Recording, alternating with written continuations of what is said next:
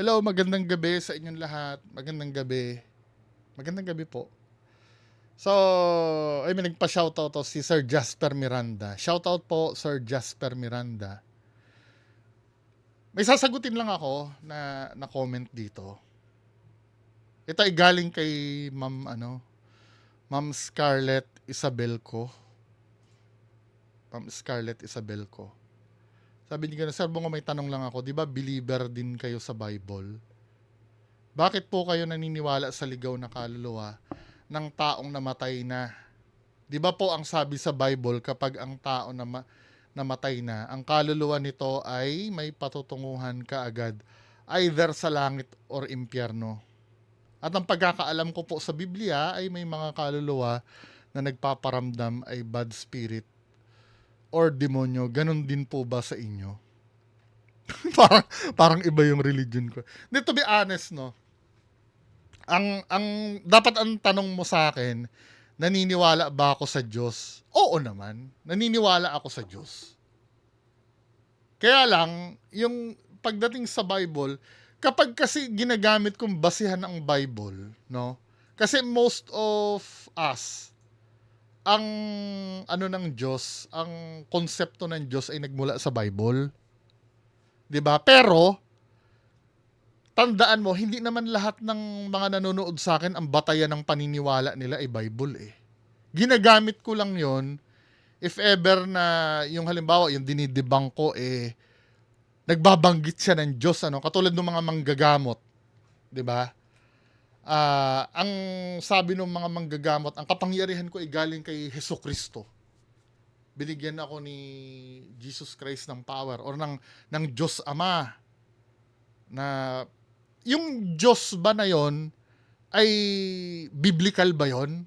Kasi kung may nakikita akong cross habang naggagamot siya, ang sinisimbolize ng cross, 'di ba, si Jesus Christ, 'di ba? So meaning, yung tinutukoy niyang Diyos doon ay biblical. Kasi involved si Jesus Christ eh. Sa Bible lang naman natin mababasa yung yung talambuhay ni ni Jesus Christ eh. Kaya ang pang-debunk ko, Bible. For example, sa manggagamot, pag naniningil ang manggagamot, sinasabi, galing kay Hesukristo ang aking kapangyarihan. O, bakit ka naniningil? Kung galing kay Jesus Christ, kabilin-bilinan dito sa Mateo 10:8, magpagaling kayo ng may sakit, magpabangon kayo ng may patay, glinis kayo ng mga ketong, magpalabas kayo ng mga demonyo, tinanggap nyong walang bayad, ay ibigay nyong walang bayad. Hindi nagpapabayad eh. Yun ang sabi doon sa Bible eh. Kung nasaan nandun si Jesus Christ na nagbigay ng power mo. Ang sabi dito, tinanggap nyong walang bayad, ibigay nyo na walang bayad, ba't kayo naniningil? 'Di ba? Ginagamit kong pang-debunk ang Bible kung applicable yun do sa ididebunk ko. 'Di ba? Pero kung halimbawa, kung ang sinabi niya, yung kapangyarihan niya ay galing sa alien, hindi ko pwedeng gamitin itong Bible sa kanya. Hindi ito applicable sa kanya. Kasi galing alien na yung power niya eh. 'Di ba? May may lugar din. Pag ginagamit ko ang Bible, kung ang paniniwala nung dinedebunk ko ay biblical ang gagamitin ko. 'Di ba? Pero kung ako, sabi mo naniniwala sa Bible, hindi 100%. Kasi sa akin, palagi ako may what if sa buhay eh. What if na itong teaching sa Bible na to ay hindi pala totoo. 'Di ba? May nagsasabi na fictional daw yung ibang diyan. Kaya pag nagre-research ka kasi, alam mo mawawala sa faith mo. No? Kung nagkakasala man ako, Diyos ko, patawarin niyo po ako, no? Pero hope you understand. 'Di ba? Kasi ako ay nagsusuri kasi ako eh. Hindi naman siguro masama yung magsuri ka. For example, kung ako ay... Pero pinanganak akong Katoliko bininyagan ako sa Katolikong simbahan. Pero hindi ko na pinapractice yung yung pagiging Catholic ko eh. Hindi naman siguro masama na halimbawa, kung Katoliko man ako ngayon, at nagdadasal din naman ako sa Diyos, 'di ba? Hindi naman siguro masama na tumingin ka sa faith ng iba. Let's say Islam, tingnan mo. Alam mo, pag nagsusuri ka kasi dapat open-minded ka eh. Na kung nakakagawa man ako ng kasalanan dahil against sa Bible yung ginagawa namin ghost hunting or yung paniniwala sa well, siguro parurusahan ako ng Diyos doon. Siya na lang siguro ang bahala sa akin. 'Di ba? Ang palusot ko na lang siguro doon sa sarili ko. Alam ko naman na maunawain ang Diyos eh. Ang knowledge niya higit sa atin lahat eh. Kung yung pagsuway ko ay may intindihan niya na dahil ako'y nagsusuri. Kasi lahat naman tayo gusto natin malaman kung ano yung totoo eh. 'Di ba? Kapag gusto mong malaman ng totoo, kailangan mag-isip ka ng beyond dun sa dapat mong paniwalaan. Ayun ay sa akin lang naman. 'Di ba? Kung ako'y nagkakasala, paparusahan man ako ng Diyos doon, wala akong magagawa. Kung yun ang gusto niya. 'Di ba? Malabo ba yung sagot ko o hindi? Yun lang pagdating sa pagbablog kasi, hindi lang naman kasi Bible ang batayan ng paniniwala lahat ng taong nakikinig sa akin. Meron nga dyan atheist. 'Di ba? Or hindi ko naman pwede isaksak sa kanila sa baga nila na sabi sa Bible ganito ganyan. 'Di ba? Anyway, proceed na tayo do sa main Kung may follow-up question ka, ma'am, paki na lang. Kasi komplikado kasi ito eh. Yung yung pag namatay ang kaluluwa nito ay may patutunguhan ka agad, either if biblically speaking, wala pang pupuntahan ng kaluluwa. May holding area kasi ang kaluluwa eh. Nakalimutan ko na kung anong verse yun, pero sa pagkakaalam ko, wala pang napupunta sa langit or sa impyerno ngayon. Kasi sabay-sabay tayong huhusgahan sa judgment day eh. Yung mga patay bubuhayin eh. Well, kung mayroon diyang Bible scholar, pwede nyo naman ako i-correct. 'Di ba? Kung mali yung sinasabi ko. Pero sa ngayon, kung believer ako sa Bible,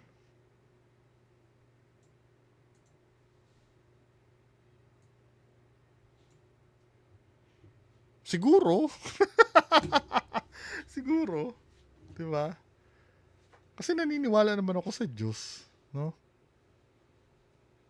Kaya lang, yung pagkakasulat ba ng Bible, perfect ba na galing sa Diyos lahat yan?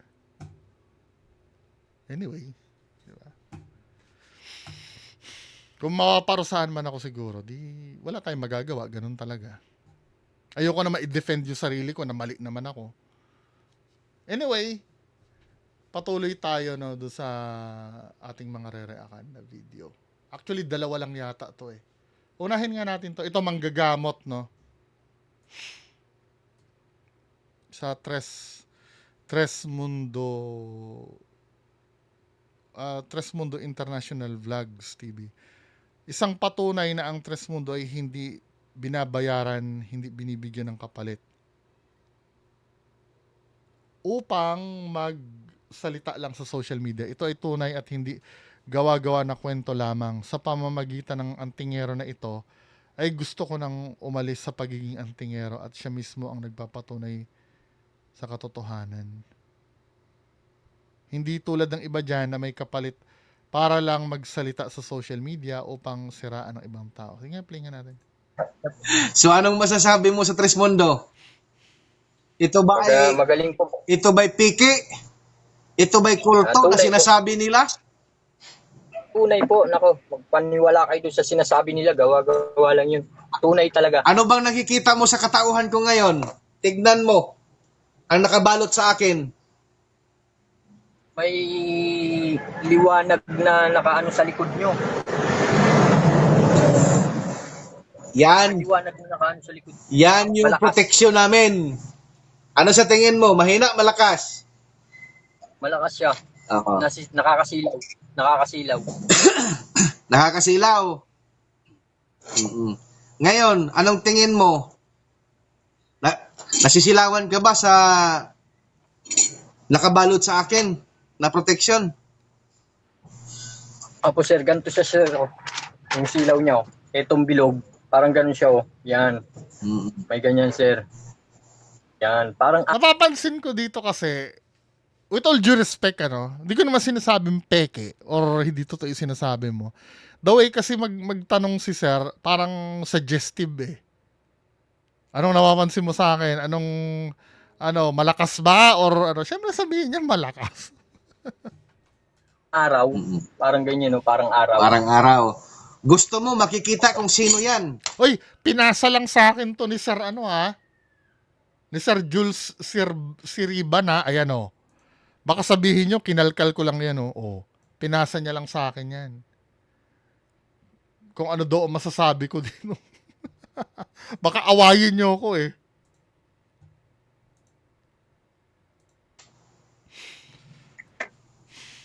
Gusto mong makikita Opo sir. kung sino yung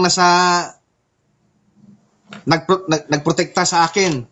Sige ha. Opo. Sa pangalan ni Crispondo Agos Hilario, pinupusan ko ang tatlong mata mo, ang pangatlong mata mo ay makita. Ama, bigyan siya ng liwanag upang makita. So,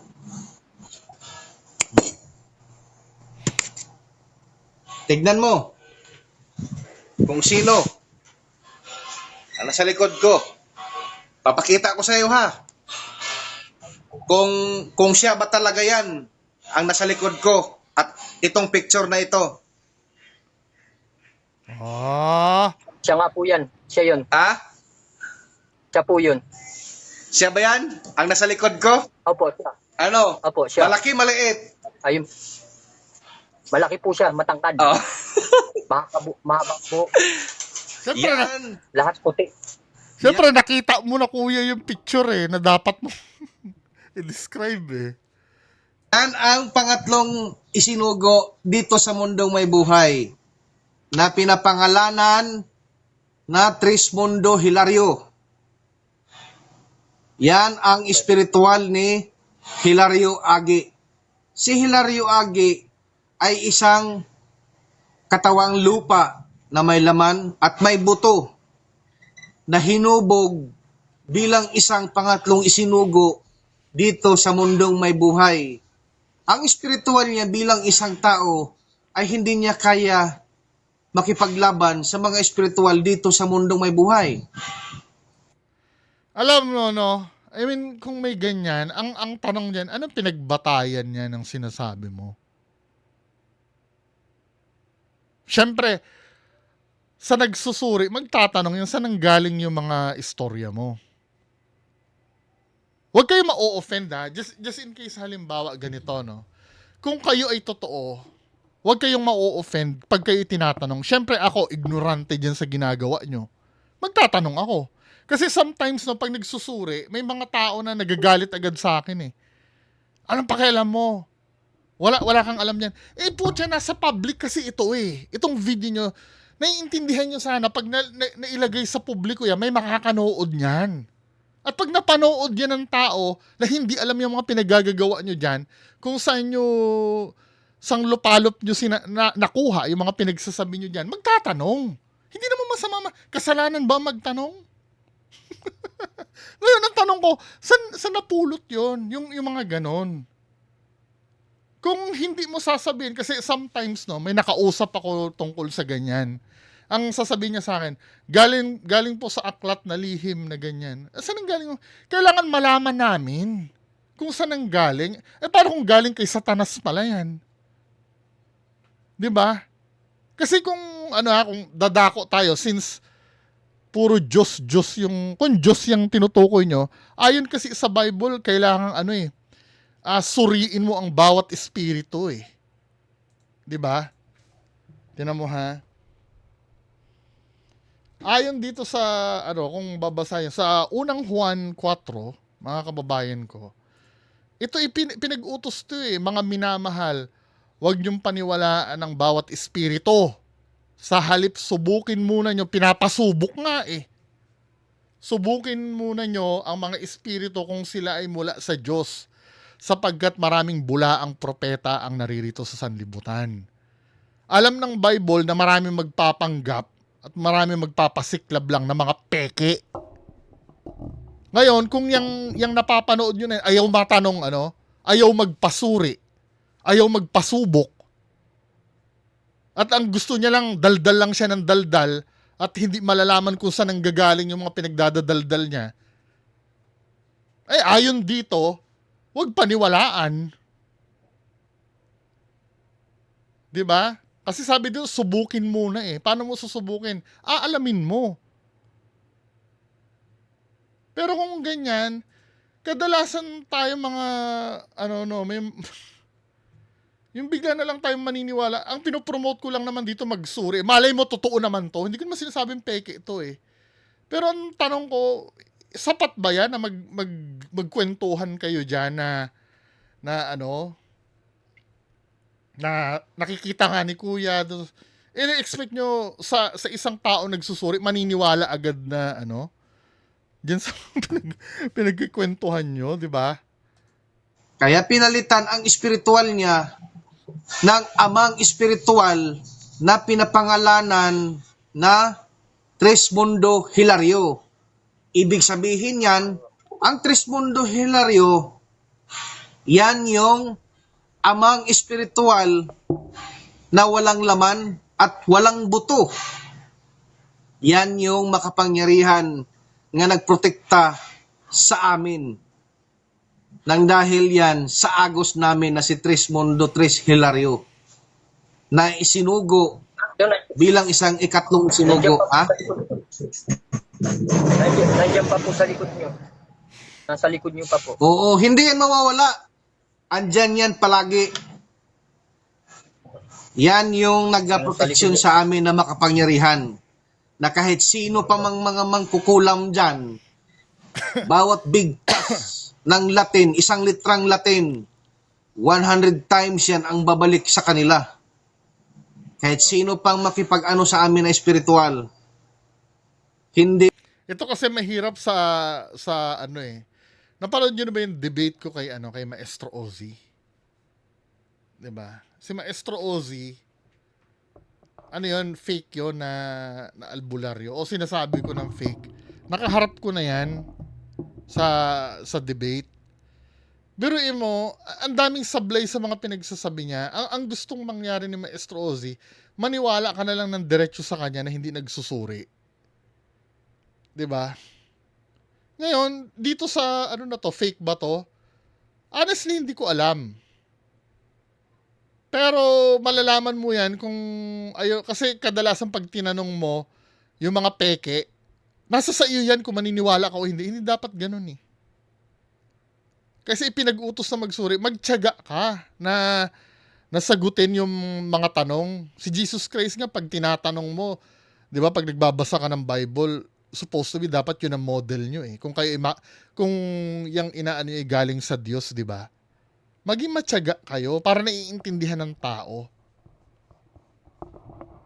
Kasi pwedeng mapagkamalang kulto kayo kung hindi dapat kayo kini-question pag gano'n na mentality.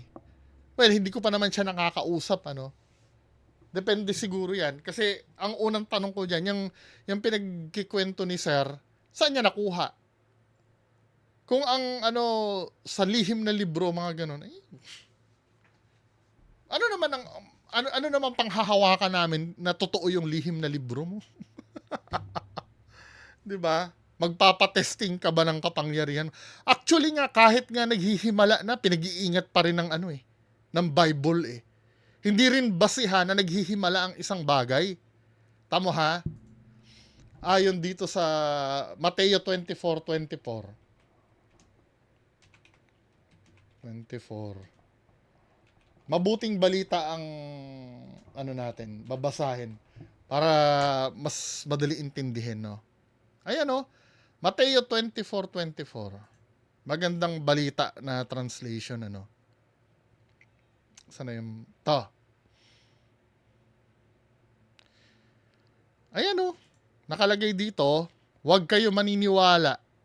Kung may magsasabi sa inyo na rito ang Kristo o naroon siya, huwag kayo maniniwala. Sapagkat may lilitaw na mga huwad na Mesiyas at mga huwad na propeta, magpapakita sila ng kamanghamanghang himala at kababalaghan upang iligaw ang marami kahit pa mga hinirang ng Diyos daw. Tandaan nyo, pinagpauna ko nang sabihin ito upang kayo'y makapaghanda. Kahit yung halimbawa, nag-demonstrate sa'yo ng power, di ba? Ano yun eh? Hindi pa rin convincing yun, biblically speaking eh. Kasi alam ng Diyos na may magpapakita talaga ng kamanghamanghang himala at kababalaghan para iligaw kayo. Hindi ako nagpapastor-pastoran dito pero binabasa ko lang yung kasi ang pinatutungkulan nila Diyos eh, galing yung power nila eh. O kung galing sa Diyos yan, patunayan mo na na naaayon yan sa nasusulat, 'di ba? Dahil kung hindi natin alam kung saan nanggaling yan. 'Di ba? Yung mga pinagsasabi niya na ano ba 'yon? Yang Tres Mundo na yan, whatever. You have to prove it. 'Di ba? Anyway, next video na tayo, no. Pero kung maniniwala kayo dito, go ahead. Hindi ko pipigilan. Choice nyo naman 'yan. Natanong lang kasi ako kung anong tingin ko dito. O, next video. Alam ko, nareakan ko na ito eh. Pero sige, i-revisit ko lang, no. You can see the fear on his wife's face as she holds her child close to her. The family were just spending the night together when they hear a loud aggressive sound outside their house. At first, Gian thought it was someone up to no good outside their house. But when he went to check, he captured this. Balik ka sa tanong mo. Oo guys. Ano man eh. Nabayawan na sila. Sa maling kibera. Waso na nito. Ungo na may dire. Pantag tao lang eh. Patay ng buang lagi.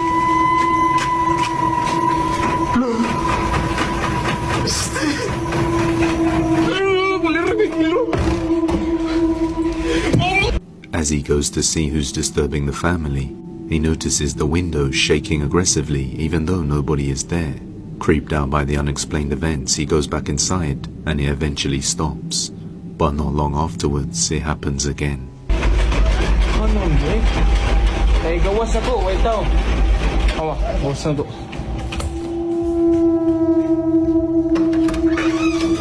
Tumitigil yung pag naglalakad siya eh. Paglabas niya sa Awa, bitana na mo.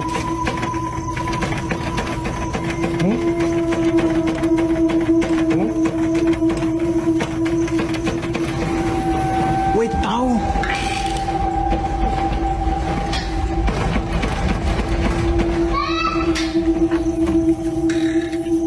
Di man eh. Flashlight na ba?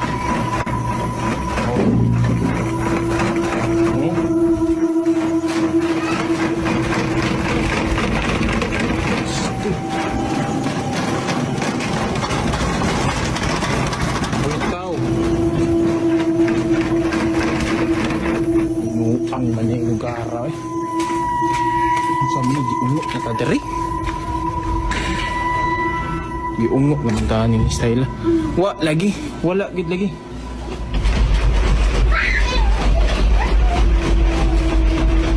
Awa. Di Di natakot yung anak mo. Tatawa pa nga eh. Oh, gawas na to ah. Gawas na ko. Huwag yun. Atay ba ningin?